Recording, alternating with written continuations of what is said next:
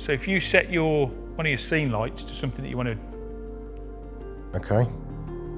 And then take your camera. Yeah. And just take a series of photographs with your camera. I can see that control knob's on.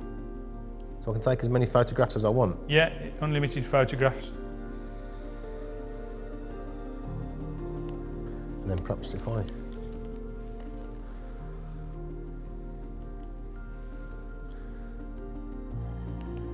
This is brilliant. Okay, and those photographs are being stored so you can review them later, which when we go out and look at the evidence, we'll have a look at your photographs as well. If you go to your student photos now, and then you can look through those photos and you tell me what you think. Not only is it impressive, it's extremely weird that I can look through virtual photographs that I've taken in a virtual world as if it was real.